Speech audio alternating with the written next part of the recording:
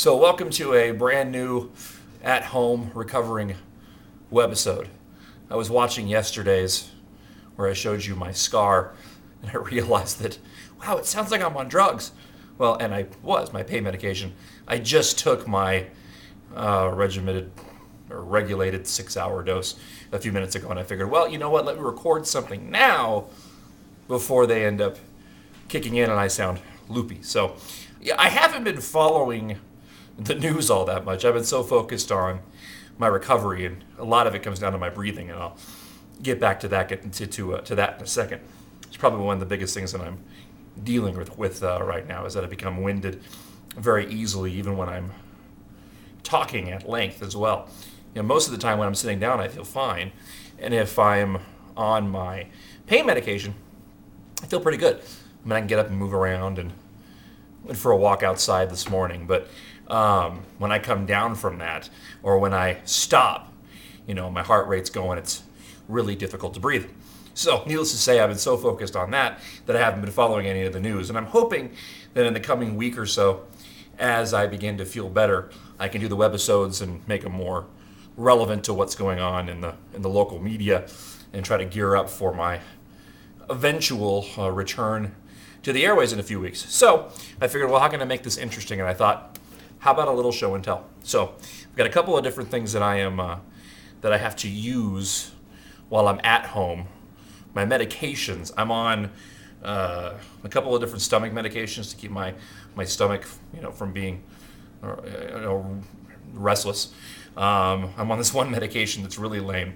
It's called Lasix, and it makes you have to go to the bathroom, number one. And the reason for that is that I have to keep the excess water out of my body, because the more water you have in your system, the harder it is that your heart has to work. So I have to deal with that.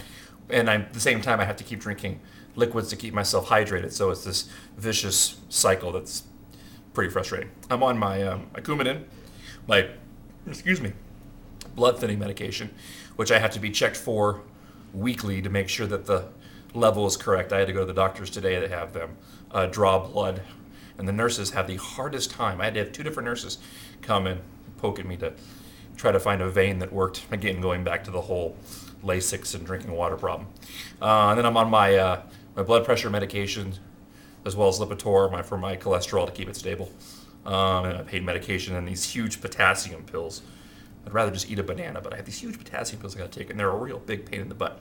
So along with that, I have other things that I have to use, and one of them is my own personal blood pressure cup, or whatever you want to call it. So it's just like the one you get at the doctor's office. You plug it into your arm and you check it to make sure your blood pressure is okay. This is the thing that notified me that I had the second heart attack back on the 13th, the week after the first, because I woke up in bed and everybody was still sleeping, and I was just lying in bed, and my chest began to hurt, and so did my right arm. So I checked my blood pressure, and it was through the roof, and it shouldn't have been, because I was already on my blood pressure medication, and the reason being was because, well, I was having another heart attack. And as you can tell, if I'm talking weird, it's because of the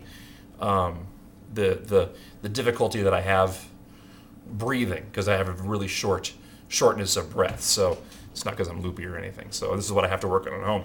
And with that, I have to use this little handy dandy doodad. It's called a something aspirator. I can't remember what the exact terminology was, but basically you have an adjustment here, okay?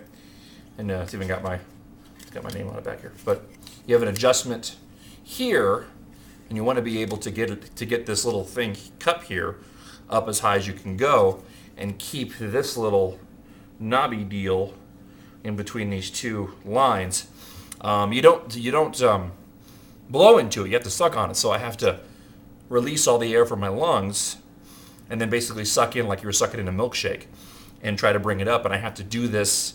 I have to hit my goal. I've set a goal for myself. I have to hit my goal 10 times every hour that I'm awake. So and I vary it, but it goes like this. See, I did it wrong. See, it went away up here. So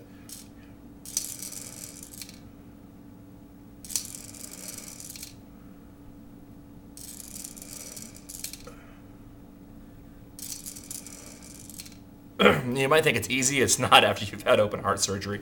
You get a lot of pain in your lungs from them expanding, but this is one of these things that's supposed to help me recuperate faster than I would if I didn't have it.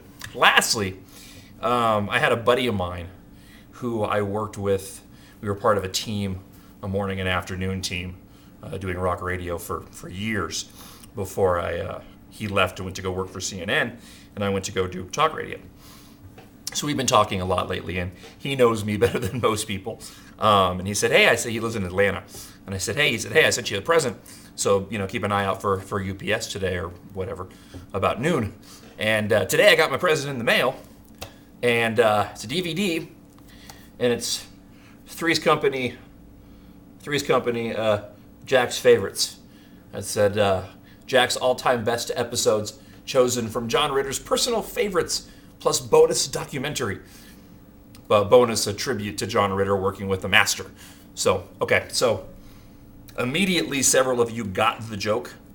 But for those that didn't, my friend is not without a slightly twisted sense of humor. What I had to go through surgery for, in case you didn't know, is the exact thing that killed Jon Ritter. He had an aortic aneurysm that tore and killed him instantly.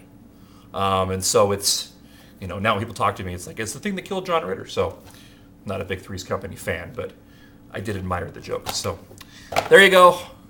I'm tired, and my pain medications is beginning to kick in, so I'm going to start talking stupid, and I don't need to be on my own and never-ending parade is stupid. So there you go. I hope you enjoyed it, and I'll have another new webisode soon. Again, and I'll say it again, thanks so much for all the emails and cards and flowers that I've been receiving. It's been overwhelming, and it really has helped in this whole process, and it means a lot to me and my family. So have a good one. Keep listening to 104.1 The Truth. We have some really exciting things lined up in the coming weeks leading up to my return. We're working on some real special things that you'll be able to take part in as we sort of prepare for me to come back while I recover. And I'm really, really excited about it. So stay tuned for all the details on 104.1 The Truth. And don't forget to go by the website and take a look at all the information about our new lineup, welcoming Mark Levin, which is very cool.